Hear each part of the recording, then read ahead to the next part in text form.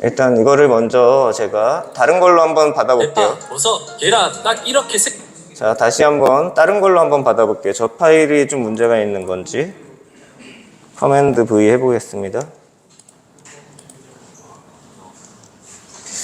여기 링크에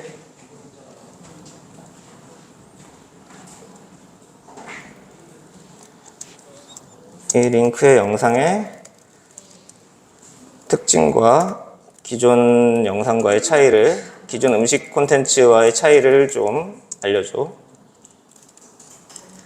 그냥 여기서 좋은 거는 한글로 쓰셔도 돼요. 차이를 알려줘.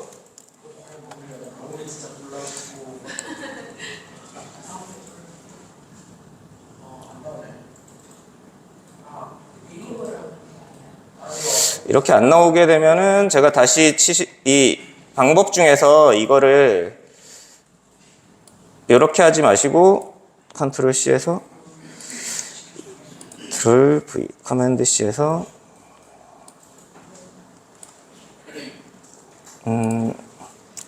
그래서 여기 보시면은 고급 분석이라고 있거든요. 연구라고. 이거는 시간이 좀 걸리기 때문에 저는 여기서 그냥 간단하게 하려고 했었는데 이걸로 됐었는데 지금 안 되니까 이번에는 연구로 한번 눌러볼게요. 심층 연구 형식으로 하시면 조금 더 시간이 걸립니다. 그러면서 여기서 어떤 식으로 자기가 이제 판단을 하는 거죠. 어디서부터 연구를 하고 어디부터 조사를 해야 되겠구나 라고 해서 단계별로 들어가요. 그래서 사람이 활동하는 형식으로, 사람이 연구하는 형식으로 좀 연구를 한다고 생각을 하시면 될 것 같습니다. 지금 보시면 여기 이 버튼이 있고 이 버튼이 있잖아요. 여기가 바로 지금 연구 버튼 연구 쪽이거든요. 이쪽이. 예. 프로 버전에서는 이게 가능한데요. 여러분은 아마 없을 겁니다. 예. 네네. 아까 이 프리젠테이션 파일 중에서 다른 방법이 좀 있어요. 자자, 조용히. 네네. 그만. 조금 시간이 걸리네요. 이런 식으로.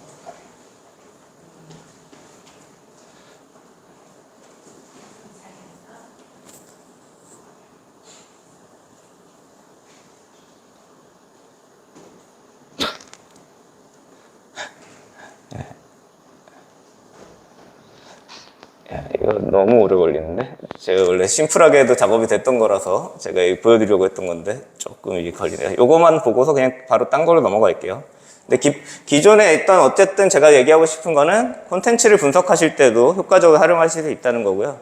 링크를 가지고 와서 이 링크에 있는 영상의 특징이나 어떤 요약 좀 해줘. 내용이 어떤 내용이야? 뭐 이런 것들도 물어봤을 때 상당히 잘 분석을 해줍니다. 근데 이건 지금 조금 제 거에서는 이상하게 안 되네요. 아까 전에 됐던 부분들이 또 안 될 수도 있고. 지금은 자기가 스스로 분석을 하고 있어요. 보통은 영어로 분석하고 한글로 다시 얘기해 줍니다. 자, 여기 나오네요. 서론처럼 이제 1분 요리 뚝딱이형 콘텐츠 채널에 수용 레시피를 경제적으로 재현하는 방법을 소개해 준다. 이제 이런 부분들을 얘기해 주고요.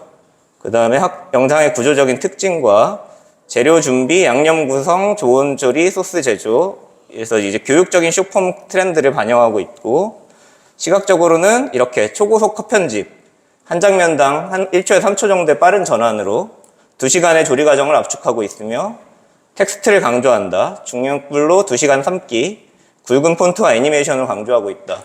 편집의 어떤 방식으로 편집을 했는지 이런 것들을 얘기하고 있죠.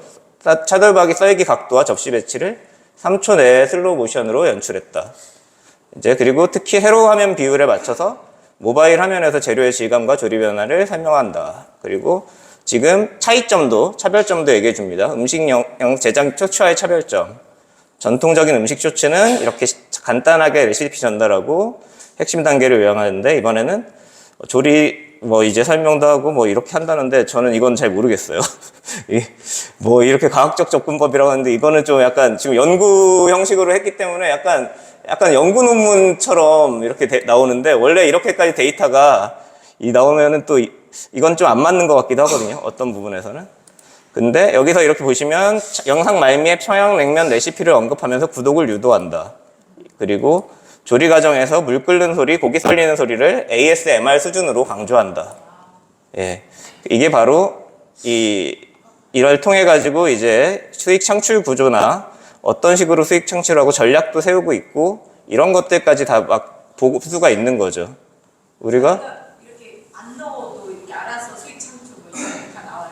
분석에? 여기서 이제 수익 창출을 어떤 식으로 하고 있는지 이건 나름대로 자기가 데이터를 분석을 하는 거죠. 근데 그거는 확실하진 않아요. 근데 이게 맞다라고 얘기하기는 어렵습니다. 가끔씩 그 연구하다가 틀리는 경우도 있기 때문에 그런 식으로 근데 이거 자체가 이제 연구도 하고 실제로 아까처럼 그런 것들도 알 수 있고 거기에 관련된 지문들이 또 다른 지문들이 나오게 되는 거죠.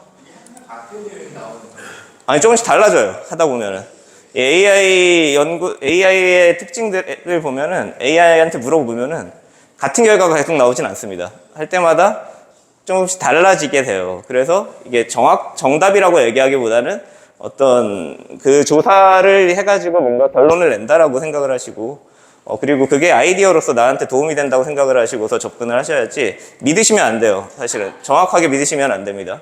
실제로 그리고 여기 막 이 퍼블리시티 같은 경우에 좋은 게 이 자료 출처 같은 것들이 나오거든요. 이제 이렇게 링크로 1번, 2번 하면서 숫자들로 나와 있어요. 그걸 누르면 이제 링크로 들어갈 수가 있는데 그것들도 확인해 보셔야지 이 출처가 제대로 된 거구나. 찌라시인데 이거? 뭐 이러실 수도 있고 뭐 이런 식으로 확인해 보실 수 있는 노트도 같이 나오기 때문에 한번 그런 것들을 검토해 볼 수 있어요. 자, 그리고 하나를 또 보여드리겠습니다. 자, 이렇게 얘기를 해볼게요. 커맨드 C. 새로운 거에서 제가 시작을 해보겠습니다. 자, 당신은 최고의 시나리오 작가자, 아이디어가 풍부한 기획자예요. 지금부터 세 줄로 된 신업을 올리면 삼막불장 구조를 갖춘 스토리로 만들어주세요. 네, 제가 이렇게 했습니다. 그래서 세 줄 신업을 올려주시면 삼막팔장 구조에 맞춰 흥미진진한 스토리를 구성해주겠다고. 제가 실제로 한번 해봤는데 해본 거 보여드릴게요. 자, 이렇게 나왔죠. 그 다음에 조금 더 키워서 보여드리겠습니다. 자, 흥미롭게 만들어주겠대. 자, 그래서 제가 시한부 인생의 남자, 한 여자를 만나서 끌린다. 그녀를 사랑하게 될수록 살고 싶어진다. 하지만 나는 죽는다. 놓아주자. 인생은 그런 거다. 이거를 제가 넣었습니다. 자, 이거 뭐였죠? 8월의 크리스마스죠. 8월의 크리스마스에 세 줄을 넣었어요. 자, 딱 나옵니다. 구조 스토리. 도입, 운명의 선고, 1장, 8장 구조죠. 평범한 남자가 시한부 판정을 받고 무기력하게 하루하루를 보낸다. 2장, 운명적인 만남. 준호는 카페에서 밝고 따뜻한 소녀의 성격의 소연을 만나고 긍정적인 에너지에 이끌려서 미소를 짓는다. 3장으로 새로운 감정. 오랜만에 가슴이 뛰는 감정을 느끼고 준호는 자신의 병을 숨긴다. 그리고 이제 2막으로 전개로 4장에서 사랑의 시작. 사실 3막 8장이면은 3장에서가 아니라 3장에서 원래는 들어가야 되는데 이게 약간 전개가 좀 다르게 돼 있네요. 보통은 3장에서 전개로 들어갑니다. 1.2장까지는 이제 이거 3막 8장인데 일단 가볼게요. 4장은 사랑의 시작. 두 사람은 데이트를 하면서 서로의 상처와 꿈을 나누고 살고 싶다는 욕망이 커진다. 갈등의 씨앗으로 병세가 악화되면서 비밀을 숨기기가 힘들다. 준호의 이상한 행동에 의문을 품기 시작한다. 진실의 순간, 준호는 결국 시한부 사실을 고백하고 충격을 받지만 준호를 더욱 사랑하게 된다. 결말, 준호는 소연에게 상처를 남기게 두려워서 밀어내고 곁을 지키겠다고 약속한다. 마지막 편지를 남기고 떠난다. 8장에서 인생의 소중함을 깨달으며 나아간다. 인생은 그런 것이다. 아픔 속에서 사랑은 남는다. 자, 뭐 이렇게 했는데 어떠세요 이거? 별로죠? 별로잖아요 되게, 그죠? 이게 AI가 한테 이렇게 맡기면은 이 정도밖에 안 나오는 겁니다. 그러면 여기서 뭔가를 더 던져줘야 되겠죠. 우리가 뭐가 문제가 있다. 너 뭐가 문제가 있으니까 뭐가 문제를 해결해줘. 야 이거 너무 8월의 크리스마스랑 똑같은 것 같아. 좀 더 차별화된 이야기로 요즘 20대 남녀의 사랑 얘기를 좀 바꿔줘. 내가 얘기했습니다. 자, 뭐 또 바로 얘기하면 정확한 피드백 감사하대요. 자, 20대 남녀의 감성과 현실을 반영해서 기존 멜로와 차별화된 스토리로 다시 구성해 드릴게요. 3막 8장 구조의 현대 20대 감성의 사랑 이야기. 자, 도입은 디지털 세상의 아날로그 남자 얘기예요. 현우는 희귀병으로 시한부 판정을 받았지만 SNS 가상세계에서는 익명으로 활발히 활동하고 있어요. 현실에서는 무기력하지만 온라인에서는 위트 있고 정감 있는 조언자고, 이 장에서 DM으로 인연이 옵니다. 딱 20대 남성이라고 이제 나름 생각을 한 거예요. 이거를 DM으로 이제 와서 연애와 인간관계에 지친 평범한 직장인인 지우가 현우의 SNS에 유료를 받고 다이렉트 메시지로 대화를 시작하게 됩니다.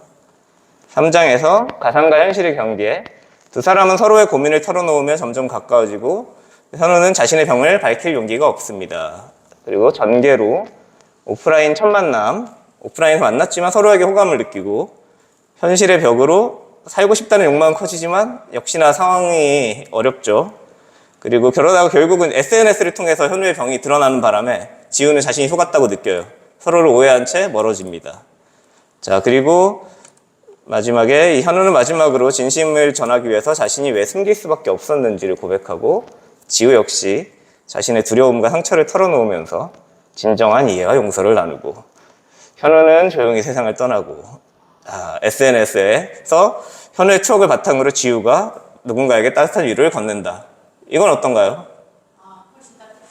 훨씬 따뜻하지만 이것도 재미는 없습니다. 네.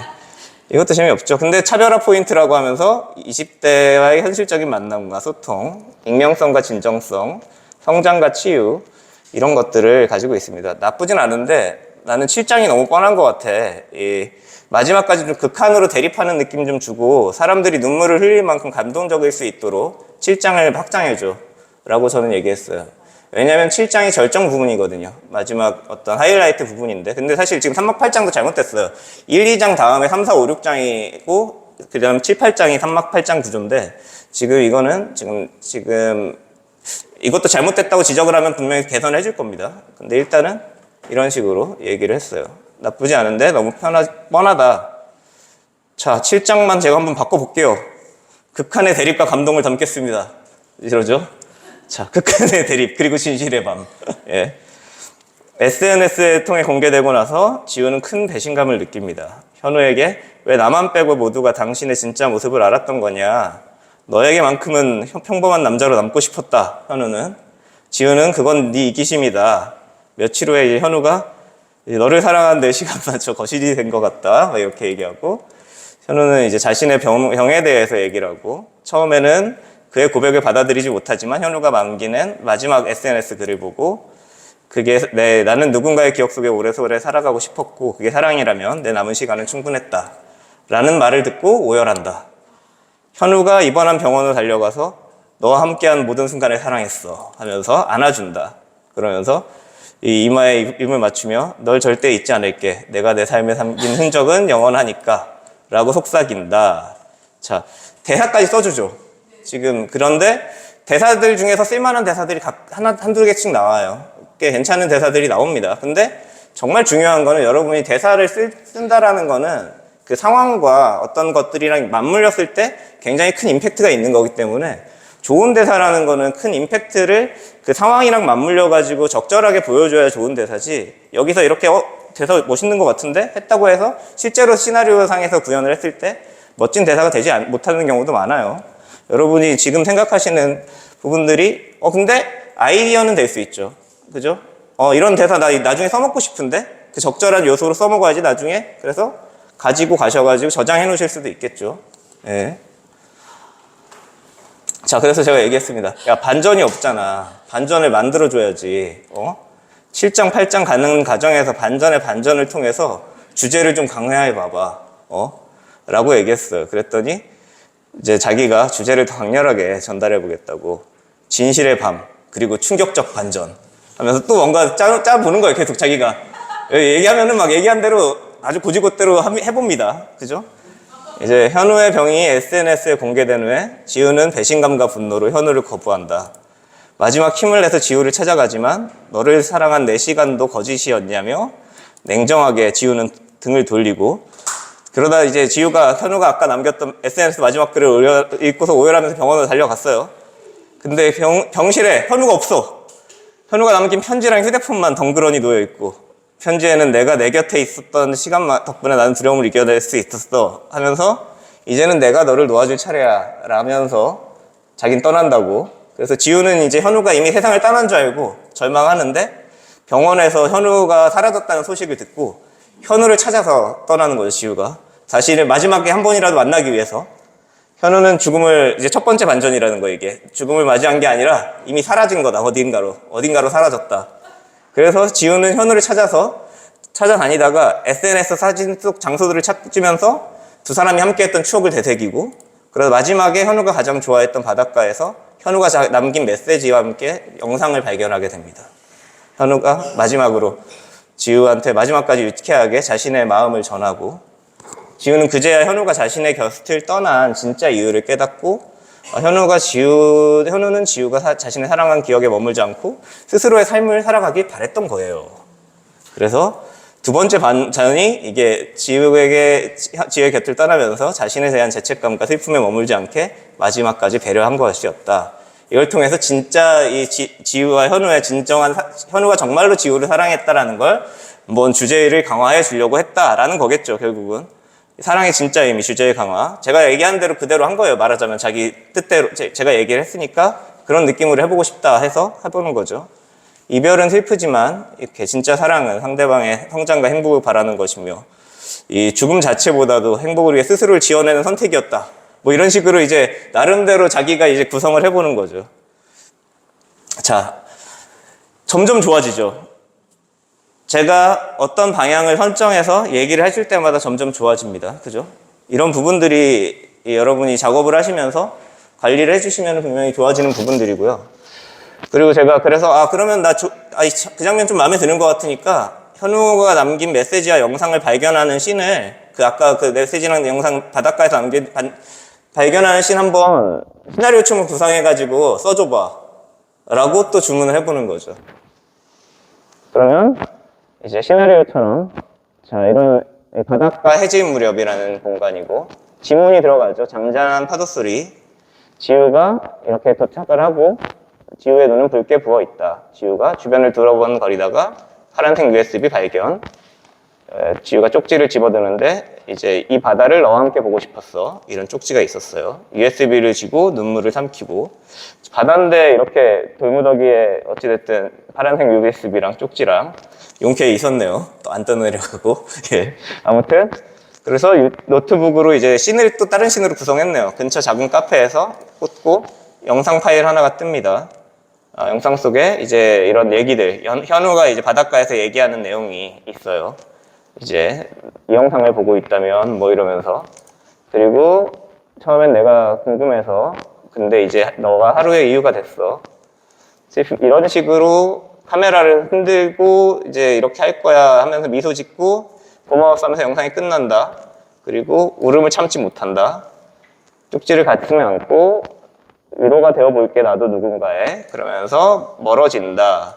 페이드 아웃. 이렇게 해서 이 감정의 온과 이렇게 나름대로 의도들까지 자기가 가지고 이 씬을 구성하는 의도들까지 무섭죠, 약간은 어떤 면에선. 이렇게까지 된다고 하는 것들이 생깁니다. 근데 제가 얘기하고 싶은 거는 이런 것들이 있다고 해서 이거를 활용하는 건 괜찮은 방식이 될 수 있는데, 이걸 너무 이게 좀 잘 맞는 것 같다고 했을 때도 기본적인 디테일들은 다시 잡아줘야 되거든요.